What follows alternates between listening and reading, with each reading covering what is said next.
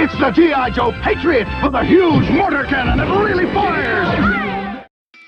The concept of sub-teams became a big part of why G.I. Joe was so memorable during the 1980s and the 1990s. While many collectors have favorite subgroupings on both the heroic side and within the evil ranks of Cobra, it is noteworthy to look over some ideas that may have worked for the line but ultimately didn't go through to production.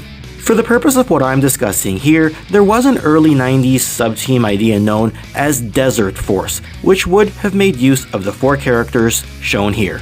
And I think this could have been a pretty cool idea if it had ever gotten made. So let's have a look at the unproduced G.I. Joe Desert Force. Let's begin.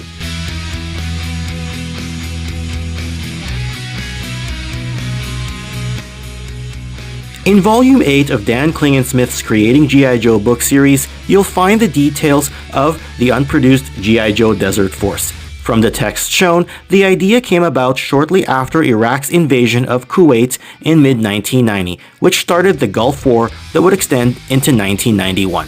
Now, as a quick side note, we do of course know about the infamous angle involving Sergeant Slaughter during this same time frame, since his wrestling gimmick became that of an Iraqi sympathizer during the Gulf War. All of that culminated in his WrestleMania 7 main event against Hulk Hogan in March of 1991. So it's not the first time that a G.I. Joe has been tied to this theme in some way, shape, or form, be it directly or indirectly, as this was after Sarge's 4 vintage figures were released between 1986 and 1989. The 1990s was a time when sub-teams ramped up to the next level. You had things like Sky Patrol, Eco Warriors, Ninja Force, and that's just to name a few of many. For the most part, you're seeing more of a deviation from the traditional military element that G.I. Joe has always been rooted in, and it seems that Desert Force would have had that more grounded aspect to it.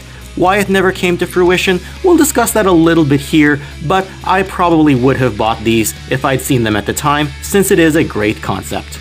So to form this sub-team, we have Heavy Duty, who you can compare the look here with his 1991 official first appearance. Here's Sci-Fi, who's a recolor of his version 2 1991 release, and we can see the comparison here side by side to the proposed desert colors. That said, most people will be familiar with Sci-Fi's original release in 1986 that had a completely different look.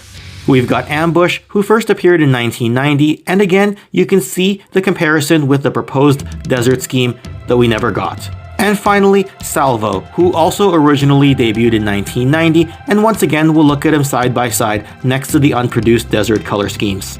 One interesting bit of information is this internal memo from Greg Berntsen, which introduces Desert Force to the G.I. Joe brand team, and it bears a date of October 1990. While it does provide details for the 4 characters mentioned, it was the same year as stated previously that Salvo and Ambush debuted in the line. And it was, in actuality, the calendar year before Heavy Duty was released, and before this particular tooled-up version of Sci-Fi was released, because as stated, he doesn't bear his 1986 appearance in this case. All of this shows the steps involved for planning future releases, even if they were ultimately left on the cutting room floor. The text on the other page of the book also indicates that the subset would have included the G.I. Joe Patriot, which did get a release in 1992. Hence, it's interesting to see that the Patriot vehicle would have been tied to Desert Force had the sub-team been made. I guess from this, we can speculate that the 4 characters we've talked about here might have had a 1992 release date as well, given the amount of time that you'd need to plan future releases and when the Patriot was released, and because sub-team versions of characters are generally made after the original is already on the market. The text in the memo also indicates a few changes in accessories, such as a weapon change for Salvo as well as a weapon change for Ambush compared to their version 1 releases. And while we never saw these figures hanging on store pegs, former Hasbro painter Grace Garcia did apply the painted details over production level figures to show what we could have gotten if Desert Force had been made. Kurt Groen is credited as designer for these items. As it turns out, with increasing tension and the United States' involvement in the Persian Gulf, the G.I. Joe brand team held off and eventually decided not to release these figures at all, thus being concerned for the potential bad publicity that could affect Hasbro. Of course, all that's understandable for the time period, though a desert theme over the years is something that's become well liked amongst collectors. For example, Dusty is a popular character in the G.I. Joe lore, and a lot of collectors likely would have displayed the Desert Force figures with some version of Dusty had they been made.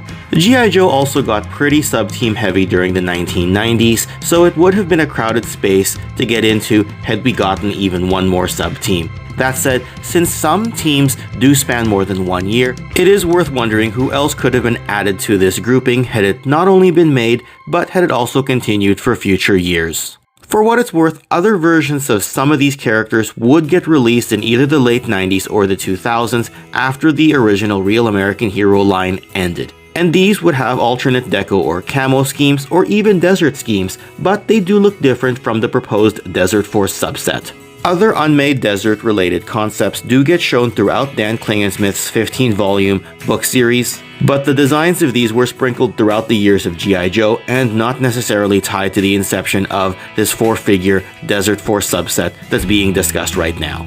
Let us know in the comments section below how well these would have sat with you if you had had the chance to buy them back in the day. As always, it was fun here to go through and look at the ideas for toys that we could have had, even if the decision was ultimately made not to release them alongside our other beloved vintage Joes. And if you happen to like this video, don't go anywhere just yet. I'm gonna put another unproduced G.I. Joe toys video that you can click on right over here, or to have a look at my personal toy collection, you can click on this video right over here. Otherwise, yo Joe, and I'll see y'all next time. Take care.